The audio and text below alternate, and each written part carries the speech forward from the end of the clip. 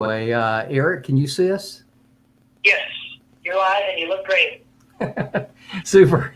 Hello, everybody. I'm David Solomon from Cobuzz, and we've got Nicholas Tolson here from Linear Tube Audio. Really, really cool new company, and we wanted to have those guys on and let you maybe get familiar with them. Eric and I met Nick and the guys at Capitol Audio Fest, wasn't it? That's right.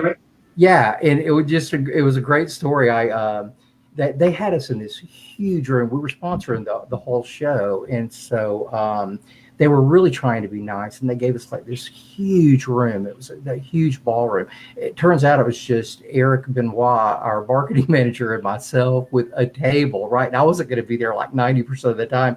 So we look at this thing, and we're going, there's no way we're going to be able to do this. We had never even met Nicholas and the guys, and he came by and he's looking around and he's going, man, come on over to the area where we are. So we did. We went over to the there was probably, what was it, just you guys?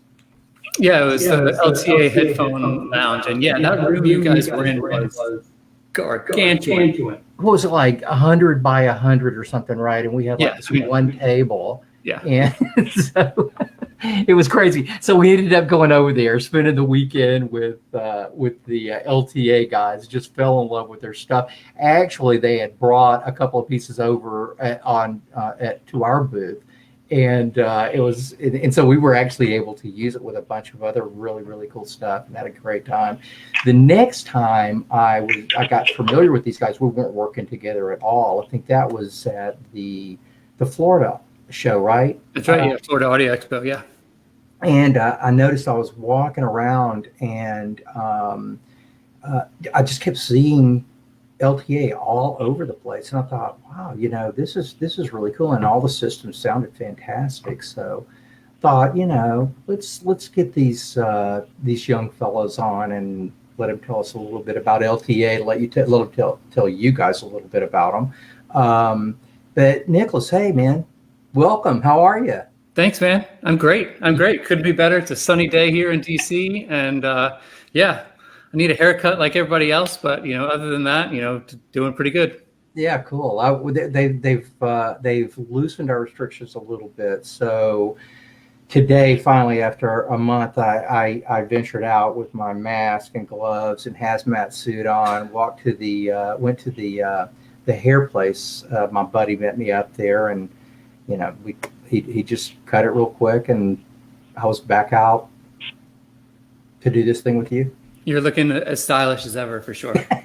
Hey man, it's like it had to do something. It was getting in pretty bad shape. Totally. So how are things going over at LTA? They're going great. We are, we're doing everything we can to, be safe. Obviously I'm in my home. If you call, you're going to talk to me because all the calls are forwarded to my cell phone. We've got guys, set up in home workshops and stuff, but, we're hanging in there, and, we're just hoping to, just like everybody else, we're figuring things out day by day. We're figuring things out too. In fact, we're on this is the first time we've used this streaming platform. And so we're kind of trying to figure out what's going on at this point ourselves. So I've got Eric Benoit. We were just talking about Eric. He's definitely my right-hand man. I think he's the whole company's right-hand man. He's the whole arm. He's kind of pretty much it. Yeah, this dude's lifting a lot of heavy weight. Eric, you're on cell phone though, right? I am. I'm here. Great. So I can't really see anything that's going on anywhere. So you're going to have to just be our eyes and ears. And if there's any questions or anything, you can just throw them up. Or I'm not even sure that I can see those if you throw them up. I don't see where to see them here. At any rate. Yeah, no, I definitely will. Eric can add live stream producer to his job so far. So welcome to everyone, and as comments come in, I will throw them out to you guys. Thanks a lot, Eric. All right. How about Nicholas? Most people, honestly, this is what we were talking about this the other day, and we tend to live in our own worlds. And listen, a lot of people don't even know about Cobuzz yet, but they're probably even less know about Linear Tube Audio. Why don't you tell us a little bit about the company, what you guys are doing, what you're making? Yeah. So we're Linear Tube Audio. We call ourselves LTA for short, and we're based in Tacoma Park, Maryland, right outside of DC. I'm sitting in DC right now. I cross the DC Maryland border on the way to work when we go to work under normal circumstances, and we make high fidelity amplifiers, and we make them right there in Tacoma Park, and they're based on, so the focus of the amps is around clarity and realism and transparency. So representing as the real instrument, the real sound of the instrument. And the real secret sauce is that our amps are based on a unique technology designed by a man named David Burning. And the technology is called Zodal. It's an output transformerless technology that many people may be familiar with, the sort of basic concept of output transformerless, but I'll get into that in a second. And so is it like what is it, solid state, tube? Tube, yep, thank Okay, you very much. great. Yeah, all based, it's a completely tube based. We use different tubes and different amps depending on the configuration. And if you haven't heard of David Burning, it's Burning, Berning, I encourage anybody that's into hi-fi, into the history of hi-fi, to look him up. He's sort of, I call him, lots of people have heard of Nelson Pass, and so I call David the sort of Nelson Pass of the tube world, the tube amp world. And so what this design does is, we use tubes, and the Zodal circuit uses tubes in a very unique way. It allows the tubes to be run with a third of the current, which allows the tubes to be run much cooler. And Neil says OTL rocks. Indeed, it does. If you've never heard an OTL amp, and particularly a Zodal amp, you should try it out. And if it seems like some people are familiar with OTL amps, and the OTL amps, traditional OTL amps, are somewhat characterized by tons of tubes, and they run really, really hot. So you'll find amps with like the old Futterman stuff. Exactly. Yeah, that was some incredible stuff. What a legend. Indeed. Yeah. I mean, if you want to hear some fun, read some fun, sort of, I don't know, salacious, not salacious, but I don't know. There was a brouhaha back in the day with Futterman and some things, but anyway, we won't get into that.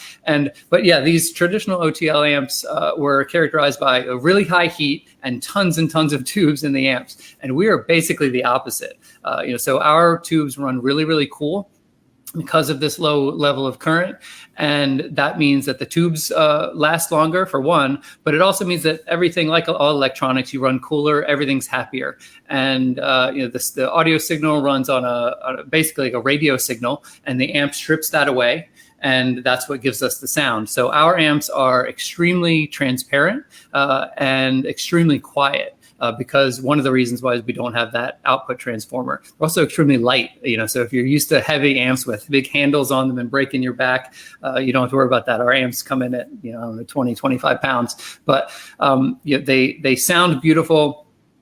And I can go through. I have a little presentation. We can get into the individual products at some point.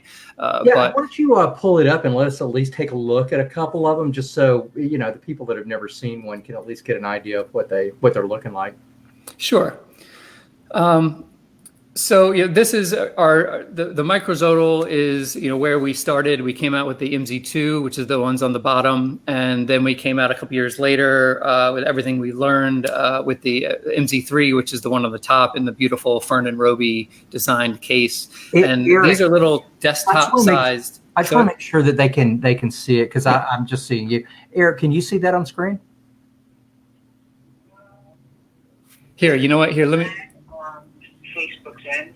So just let me do this. Hold on. Yeah, no, this is my mistake. Yeah, like David said, we're both doing this for the first time. So let me. So I think you're looking to share your screen, right? Exactly. Yep. I appreciate that. How's that? we're not seeing. Yeah, I see it. Now you are. Good. Yep. Okay. Sorry about that. Yeah. Patience is a virtue. So we came out with the MZ2 first. That's the picture on the bottom, and then with everything we learned over a few years, we came out with the MZ3 with that's the one with the 13, the digital display up the top, and the pretty tube showing up the top. Now we see it. Cool. And so they're desktop sized little pieces of machinery, but I call them, they're small and mighty because they're small, but as you can see in the little bullet points, they're a headphone amp, and many people use them as that, but they're also a world-class preamp. And I'd say, give or take 50% 50-50 use them between a preamp and headphone amp because it's world class. And I mentioned, Nelson Pass, people often pair our preamps with solid state sometimes. Of course, we have amps that I'll get to in a second, but it's a world class preamp. But these are also an integrated amp. But the caveat there is that it's a 1 watt integrated amp. So you're using that with extremely efficient speakers, Cookshoorns and the like. Zoo Audio makes some sensitive speakers, Omega, some others like that. So this is our first product. This is where we got started. And this is a bigger, prettier picture of that unit. And then we have this is our preamp that's based on the same thing. So it's just sort of same sonics as the MZ3, but just a rack-sized preamp with 5 inputs and the whole bit, and likewise the headphone amp.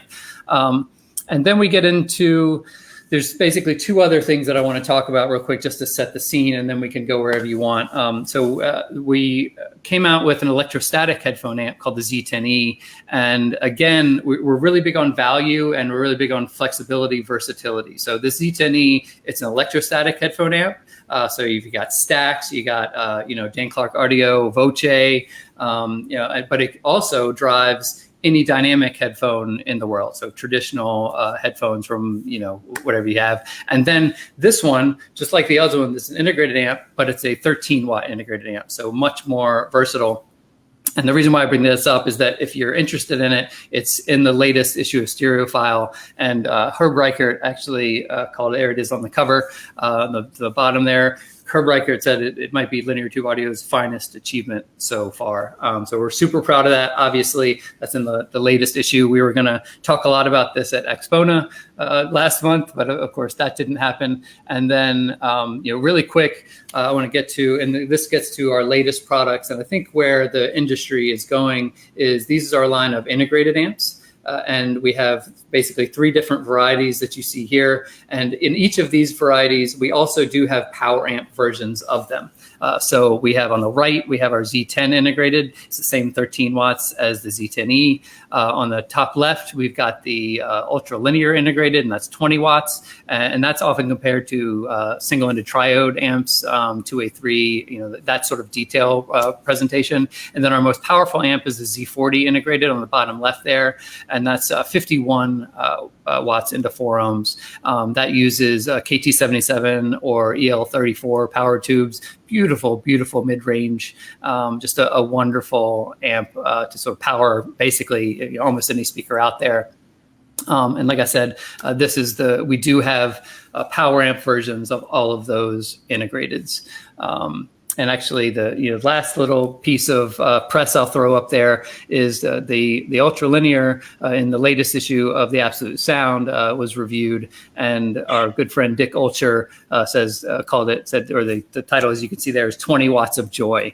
So I encourage again anyone that's interested to check out the latest issue of the Absolute Sound. Again, we're very, very proud of all of this.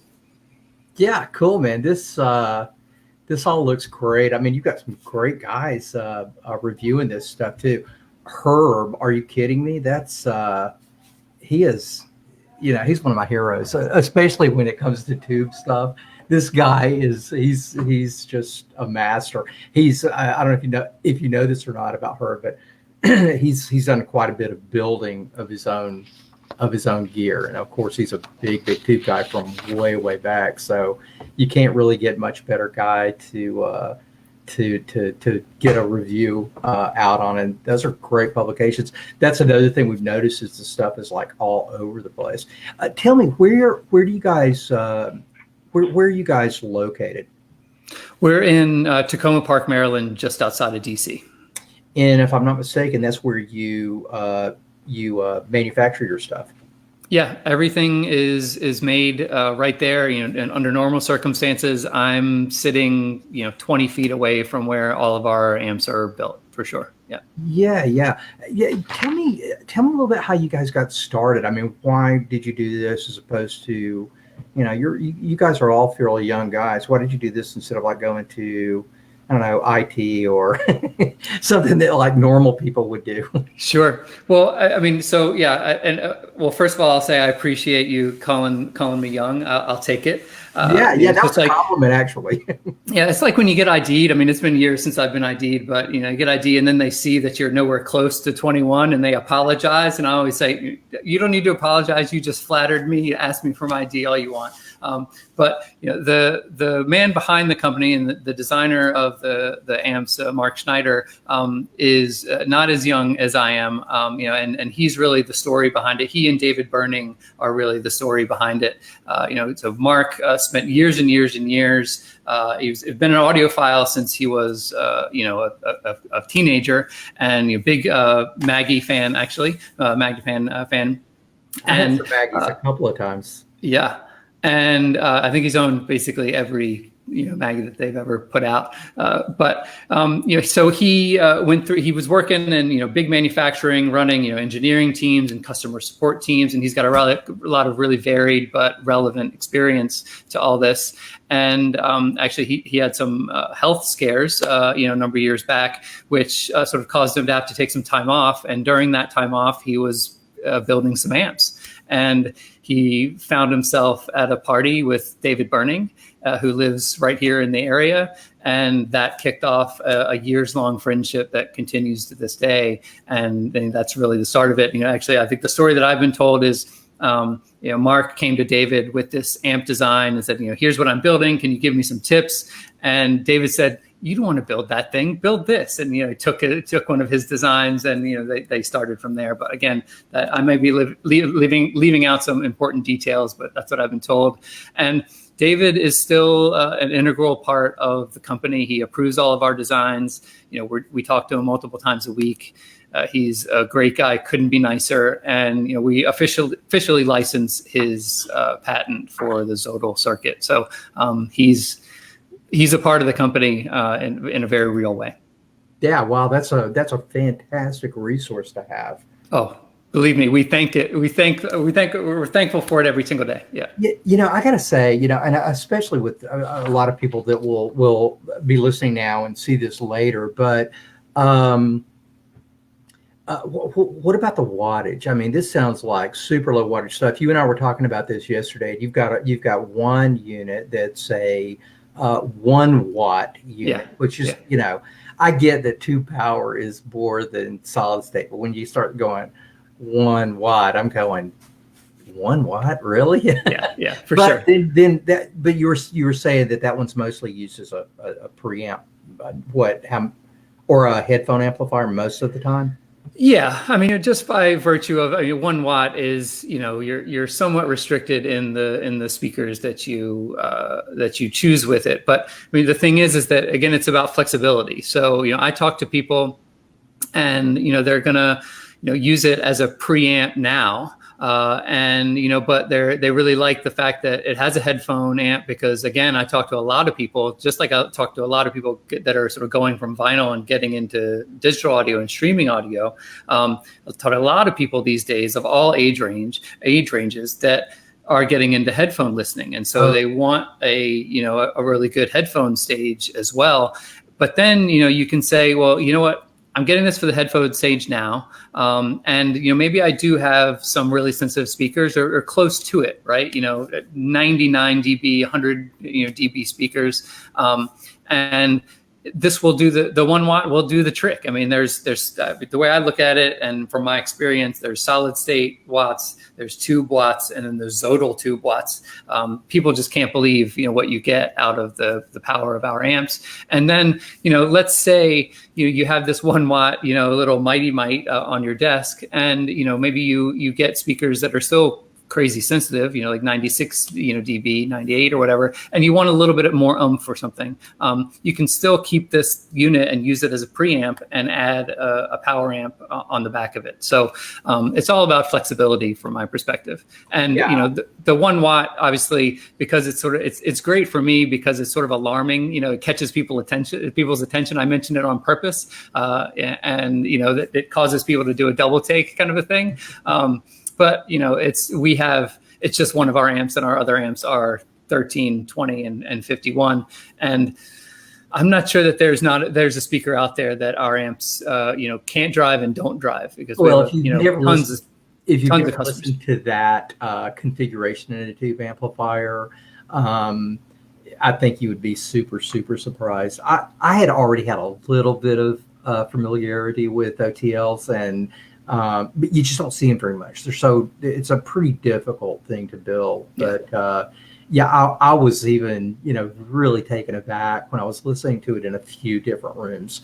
But you had mentioned headphones. Headphones are getting so big these days. We've got a ton of fantastic headphones at the shop.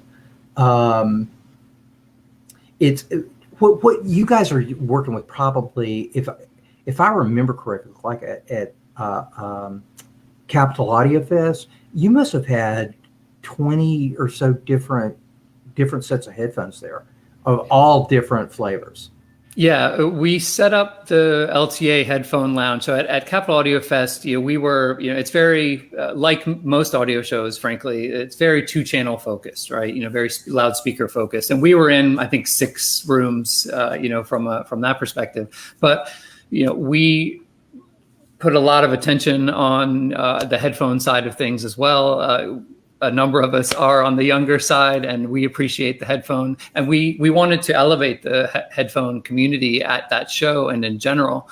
And so when we were meeting with the organizers, we started coming up with this idea to put together this headphone lounge. And what we did is, because all of our integrated amps have headphone outputs, we said, all right, let's take all of our headphone amps, throw them out there, and we contacted DAC manufacturers, and we contacted every headphone manufacturer that we could get our hands on and knew. And we had it was the finest collection of headphones I've ever personally been around. It was Focal, it was Stax, it was Dan Clark Audio, it was ZMF. I'm sure I'm leaving out people, and I apologize. But it was great. And a whole lot of fun. Was. The just to be able for someone to be able to hear that kind of variety on some of the finest gear at the headphone area was quite a treat. It was for me as well. And there's a few that just stand out these days in the headphone world. You care to tell me your top 2 or 3 picks for great headphones? Oh, wow. There's a guy at our shop, Will, who is our expert, but, just from personal experience, before I came to LTA, I hadn't had any experience with electrostatic headphones, and that was really eye-opening. And I would encourage people to seek that out. It can get somewhat spendy, but the Dan Clark Audio Voce and the Stax, was the SR009S, are fantastic. Honestly, in the headphone world, in the dynamic headphone world, again, Dan Clark Audio makes, formerly known as Mr. Speakers, it makes some fantastic headphones. I was listening to the Aeon 2 closed earlier today. Great when there's other people around, like when you're working from home. And the other one, another small company, is ZMF. ZMF across the board. Now that's what I haven't heard. Fantastic, beautiful woodwork.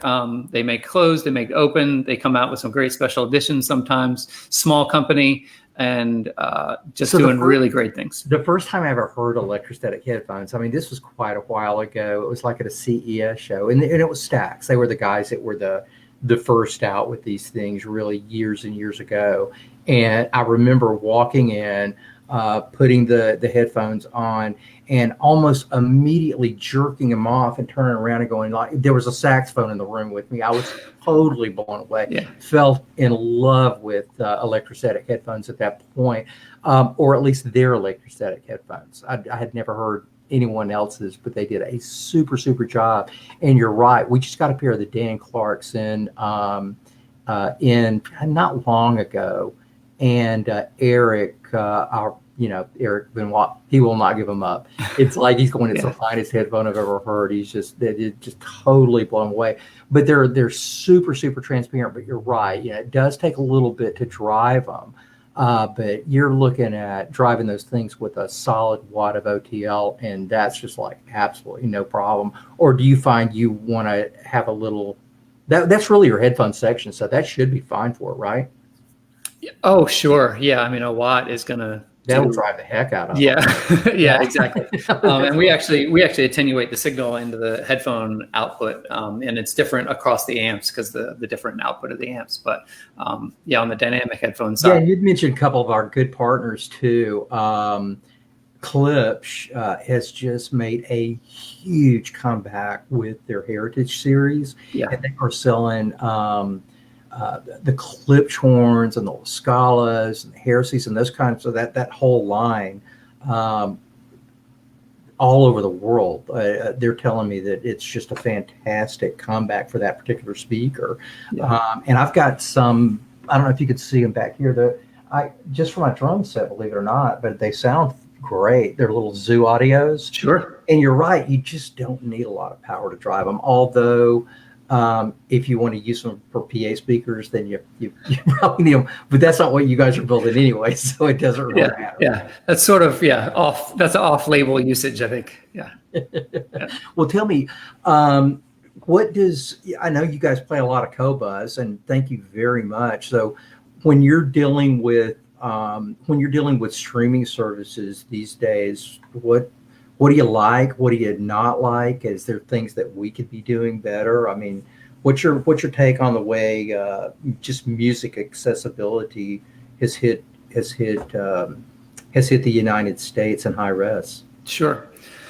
Yeah, well, I mean, that's a big topic, and I have a lot of thoughts, frankly. So settle in, But on a general side of things, I think there's never been, as a music lover, first, there's never been a better time to be alive. I'm a musical omnivore. I call myself. I love all kinds of music, and I actively seek out new music. It used to be every Tuesday. Now it's every Friday that new music comes out, right? And I'm that guy that's trolling all the different sites and listening to a few tracks of every of all the new albums that I want to listen to, that I've read about. And it's just really exciting time to be alive. And there's just so much great music, so many small artists that are being able to use these platforms to get out there, and I absolutely love it. And then I tend to go, and the ones I really listen to, I tend to support on Bandcamp or buy their LPs. I used to work at a record pressing company, and we can get into that whole world. There's no such thing as analog versus digital. It's both, in my opinion. I've got a bunch of records sitting right over here, whichever way, it's right on the screen. And so it's great. It's a great time to be alive.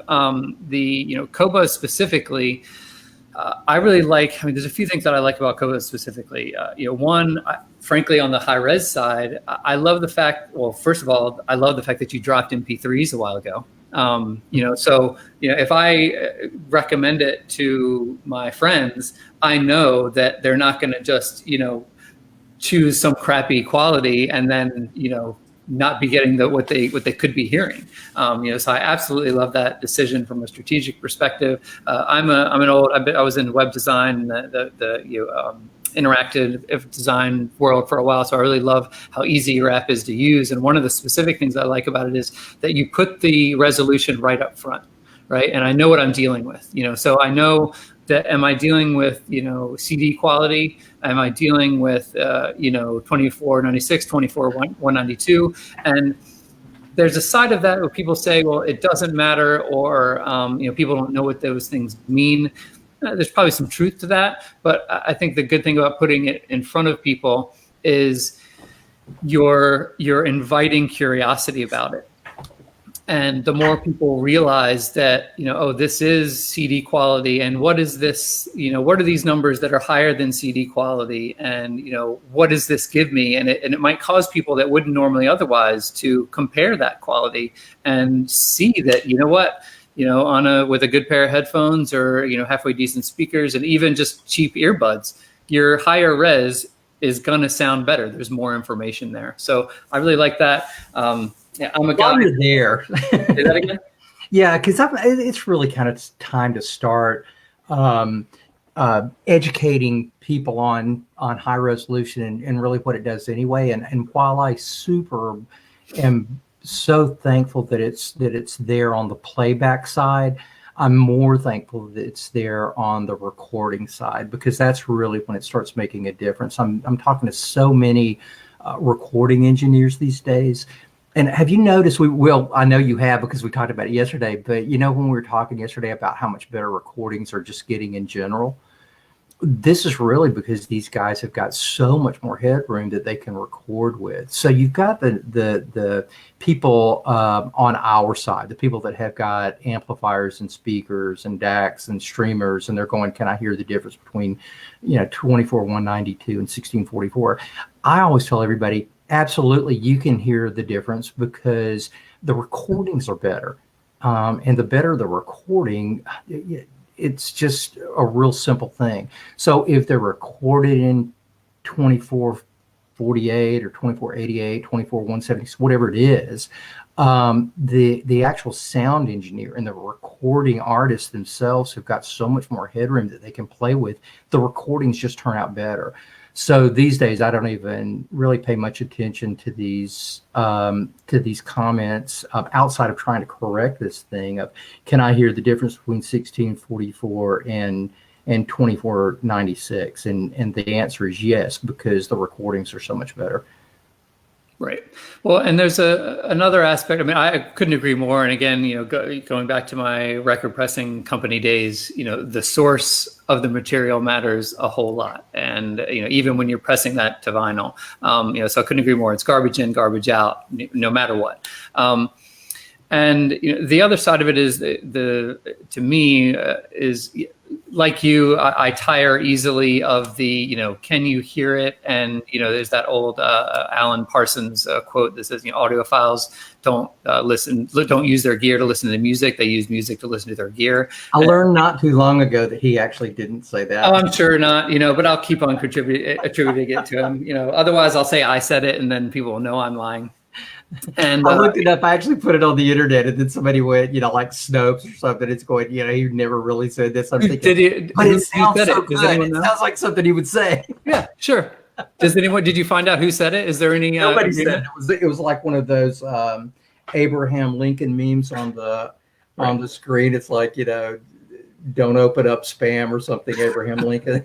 Right. It was just like totally, it was just fictitious for what I've been told. Sure. Yeah. God himself said it. We'll go with that. But something, your point is well taken. Yeah. Well, and what I was getting at on the playback side is that, the human brain is, so if you're going to sit there and try to A, B and blah, blah, blah, I don't know, your mileage may vary kind of thing, but the human brain is a very powerful tool, and it's taking in information at all times that we're not always conscious of. We all know that to be a fact.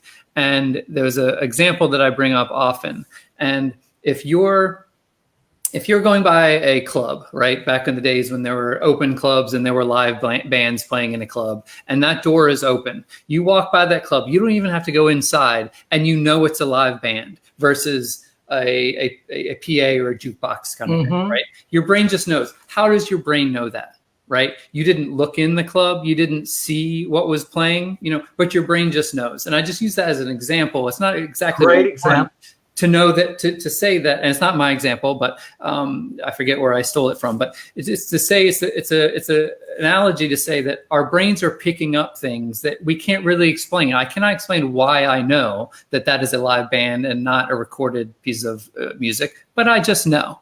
And I think there's an element to that, to high res music. I think there's a fatigue factor, you can just listen longer. So I think there's a lot to, and why not, right? If our bandwidth is getting better, we have more powerful computers. I think, just basic earbuds and stuff are starting to get a little bit better. The loudness wars, it seems to be, are dying down. And, why not? What's there to complain about getting higher res music? Yeah. I love that whole dynamic range. Just intrinsic ability to know when things are absolutely live, when things are recorded, and you can always tell. And it's typically dynamic range, right? I mean, that's what the whole big horn movement is about and has always been. And like I say, none of that stuff really requires a lot of wattage. It just requires a lot of finesse. Transparency. And you mentioned Klipsch. I mean, those horn speakers in general and Klipsch in specific, beautiful sounding, and they sound beautiful with our amps. I can tell you that for a fact. Actually, Klipsch has a Z10 right now, Z10 integrated, that they're trying out. And, so. Jim just said, nice drum kit, Dave. The reason I put that up, hey, Jim, how are you doing? The reason that I threw that up there is because it's so apropos about what we're talking about right now. When I'm playing my drum, and I actually play music fairly loud anyway, loud enough that my kids will come into my office and go, can you turn your music down, when I'm just listening to music? It's the opposite for you, right? Most parents are telling their kids. Right, exactly. People have been telling me to turn down stuff my whole life. But at any rate, and now it's my kids, which is just horrible.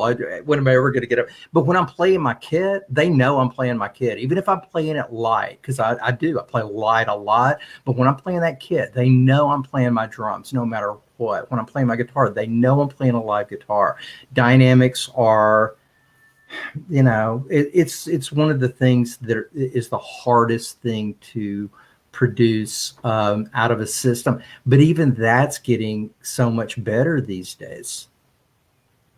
Yeah. Right? I mean, I don't think we're ever going to be able to produce live. I don't think it's ever going to sound live. My desire is it sounds as good as it sounds as it possibly can sound. I want it to sound as live as it can possibly sound, or as perfect as it can possibly sound. But it is still it's still a facsimile of the real thing. Yeah, I talk about it all the time with customers that come into the shop and listen to things, that it's an illusion, right? And we're trying to create the illusion that the musicians are in the room. And so I encourage the people, in the shop or anywhere, when you're listening to music, close your eyes, right? Because that lets your brain, create that illusion that you're not in your living room or in your office or whatever, and really sink in for a few minutes. Let your brain forget that you're not in the club, or where that jazz, is playing from, or the arena where that, rock is coming from, and really settle into the illusion of music. And, with a good recording on a good system, you're there. Yeah. I mean, I'm as there as I know I'm going to get. So, like in the plane, when I don't have the ability to be in front of one of my, awesome systems or whatnot, I've got everything I've got probably maybe 500 albums downloaded on my phone. All in high res, even though there's a warning whenever you start to download something in a high res on your iPhone. It goes, yeah, I know. Warning, don't do this because you're going to use up all your memory. I bought the big one anyway because I knew I wanted a bunch of music with me no matter where I went. And then I'll use this. My little rig is one of my sets of headphones, either like the Jerry Harveys or the Sonys or the Master Dynamics, and I've got this little. Have you seen the dragonflies, the little cobalt dragonflies?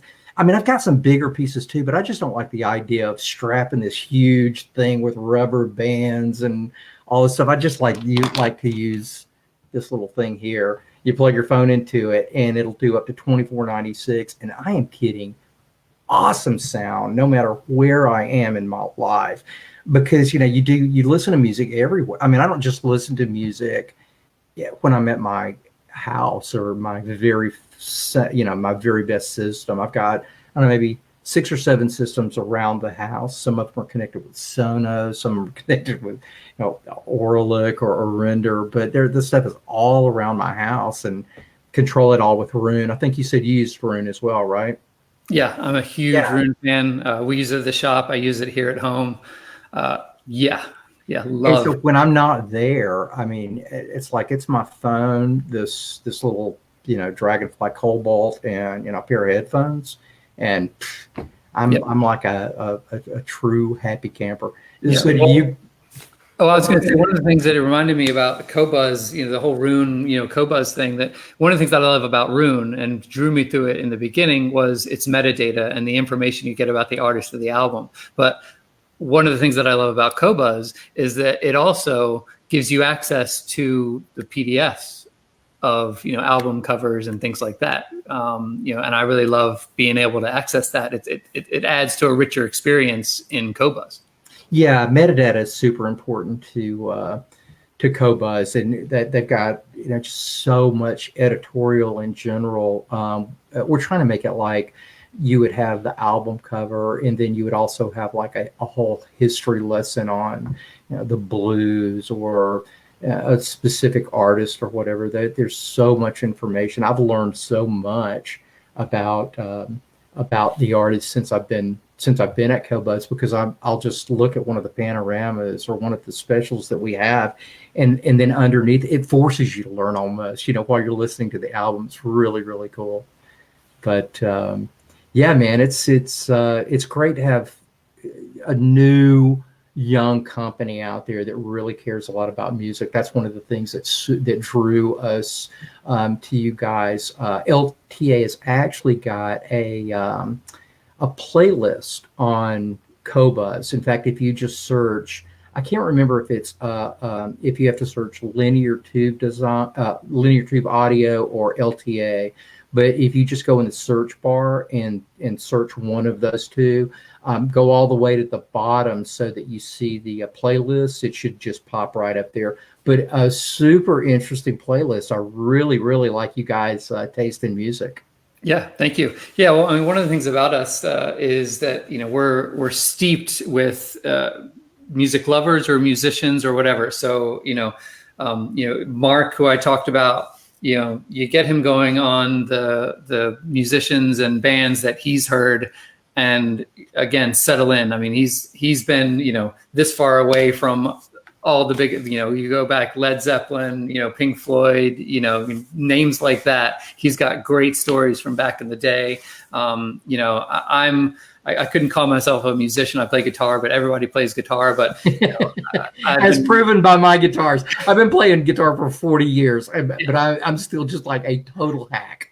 I have a guitar over there, and that's about as close as I've gotten to it, now. But I was a live music photographer for a while. I've been to hundreds of shows of different varieties. But then you get into the guys that build our amps, QC our amps. We've got multiple musicians. We actually had a guy, that used to work with us that left. That he left because his band was, sort of making a go of it and going on tour. Our QC guy was a music composition and major in college. He's got good ears. We got the company is filled with music lovers, musicians, audiophiles, really knowledgeable music people. And that playlist, that playlist is eclectic because it includes, songs that we play for people, sort of our show off tracks for the system, but it also just includes music that we like. But as eclectic as that playlist is, the music that you hear when you're in the shop is all over the place. It's a music education every single day. It's so cool. I've got your playlist right here, and I just thought it was cool. I wanted to share it. Hopefully this will work. Don't make the same mistake I did. So how does that look? You can see that? Yeah, okay? You can see that? Yeah. So I was looking. In fact, I try to listen to most of the playlists that we get. We get a lot of them from our partners, but this one, first two tracks are thanks to you at Florida Audio Show. Okay, great. You know, like when that Birds track is, woo. If you've got a good system, put that Birds track on and turn it up a little bit, and wow. Well, it really shows the transparency. I know on my playlist, I put every single song on there for a reason. And I try to make them songs that you're not hearing every single place you go. But this is such a transparent and a perfect example of what we were just talking about, in that it is so well recorded. And this is only, I believe, in 2448, maybe. I think it's 2448. It's not real high. But the recording engineer on this just did an incredible job. In fact, I've got to find out a little bit more about this particular engineer that records Dominique Fils-Aimé. I know with this accent, I just totally butcher her. Eric can probably tell us how to pronounce it, right? Yeah, there you go. He can, except I've got him muted now. In fact, Eric, I'm going to let you go because this you can just pop up on the screen if you want. Okay, bye, Eric. Yeah, that Birds track, you know, it's great for soundstage and, like you mentioned, dynamics. I mean, when they do those snaps and they fade out, it's just beautiful. Wow, it is just glorious. And I know there's some techniques there. Pretty soon we're going to have Cookie Marenko. She's one of my favorite recording engineers in the world, really. She's totally magic. She knows how to get magic out of 16-bit. When you start turning on her onto 24-bit, or she's just a huge DSD fan at Blue Coast Records, she is making some amazing sound. And I want to talk to her about this, but there's so many cool plugins these guys have got now that they make it sound like they want it to sound. They're no longer so confined to limited to what the gear will do, because the gear can do so much more stuff these days. There's another friend that I've got, Steve Turnage, who's a wonderful mastering engineer. We've been having some great conversations about what he gets out of 24-bit and 192 recordings. So we're going to have him on as well to talk about this. So this is really cool. But let's see what else you have down here. The new Beatles, the Beastie Boys. You know, if no one's watched that documentary, it's awesome. It's amazing. This whole album is amazing. I just listened to this the other day. And yeah, you're right. I was totally blown away with that, and taken aback that it was the Beastie Boys. And it's them playing. Yeah. I mean, that's people don't realize, they think they're just a bunch of crazy kids, jumping around screaming, but they are, but they're still good at what it is. Once they got over that, they were that for a little while. Once they got over that, they really did hone their craft. Together some seriously good music. And I'm blown away with this. For Furnace Record Pressing presses that album, so you can still get it. So this is it. When did this come out? 95. So I guess Rick Rubin was still involved in this, right? I think so. All instrumental. It's sick. Yeah, he's one of my favorites. He's one of my favorite producers. I love that guy. Yeah. But at any rate, you guys have got some great stuff, and it's got some of the new Beatles stuff here, some of the high res stuff. Sure. Yeah, had to put some of the high res remastered stuff. Yeah. If you haven't heard this Abbey Road remastered, the last one, it just turned out so well.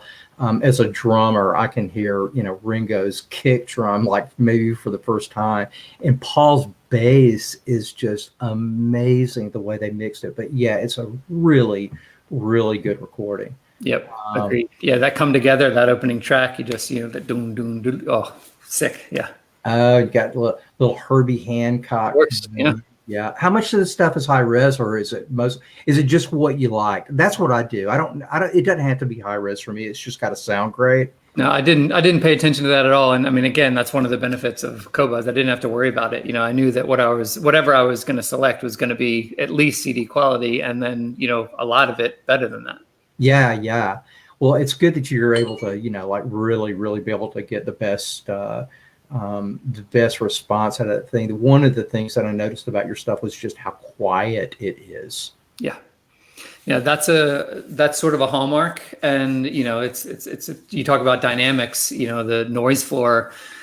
If your brain is picking up on everything. People always talk to me and they say like, well, yeah, I have a tube amp, traditional tube amp, and it might hum, but I can't hear it from the listening position. But I mean, it's still putting that sound out into the room, and it's going to affect and the speakers are still having to deal with that sound, and so you're going to lose a little bit of dynamics. And so yeah, our amps dead quiet, and just beautiful from a transparent is the word that I use a lot. And you're getting everything from the recording, and that's why for us high res makes so much of a difference.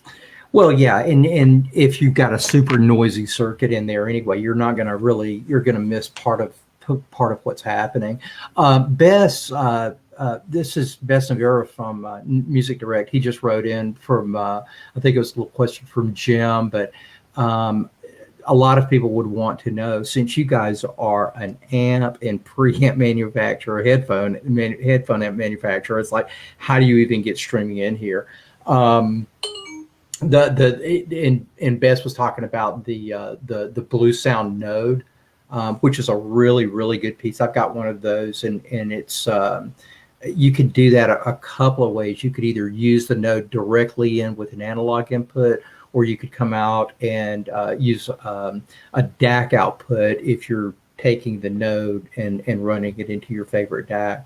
So I'm guessing that's what you guys do a lot at your shop. What do you guys use for digital gear at your shop? Yeah, so good question. That's and it's sort of constantly, it can be changing, but some things that are almost always in the system. So we have a Wolf audio server. Oh yeah, those are cool. Yeah, great products and great company, great guys behind it. We've known them for years, and so we've got the Wolf going into. We use a few different DACs. We use. We tend to be partial to R2R DACs because they tend to sound a little bit more natural to us, and so pairing that with our natural sounding amps, it just works well. So we use DACs from MHDT and Border Patrol, and then we also are good friends with the guys at Lampizator, and so on the tube DAC side, we use a Lampizator Golden Gate 2, which is a beast of a thing, and it's a beast of a sound. It's fantastic. And so that's our core digital setup. But then, when we had the LTA headphone lounge, we brought in DACs from, Denafrips, who make great DACs. We brought in DACs from, what was the other one? Oh, we had a Hollow Audio Spring 2. But the three that are sort of always in our system are MHDT, Orchid, Border Patrol, and then the Lampizator Golden Gate 2.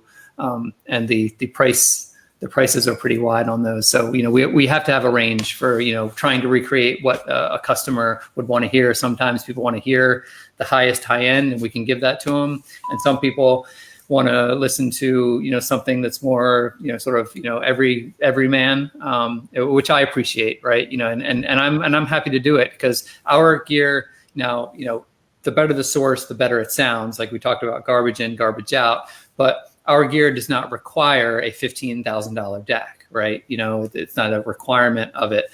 Sounds great, on a normal DAC. Yeah. Yeah. Well, once you start getting above, your basic, really what you would call a really good DAC, it starts getting, the differences the higher you go, start getting smaller. But I mean, you get a great DAC for $200-300, and then there are advantages to go into stuff like DCS, when you go way up there. But you can start getting a really, really great sound from pretty inexpensive. Really, honestly, starting off with something like this, you can just plug that right into your computer, and at least you'll get a good 2496 playback from a DAC that was designed by one of my digital heroes, which is really one of the reasons I use this thing so much. Gordon Rankin. Do you know Gordon? Yeah, he owns Wavelength. These guys just know what they're doing. And he's been doing it for years. But there's two or three digital gods to me in this industry, and Gordon certainly is one of those. But hey, listen, we're kind of winding down. We got about 6 more minutes. Tell me what you guys have got planned for, say, the next the near future. Sure.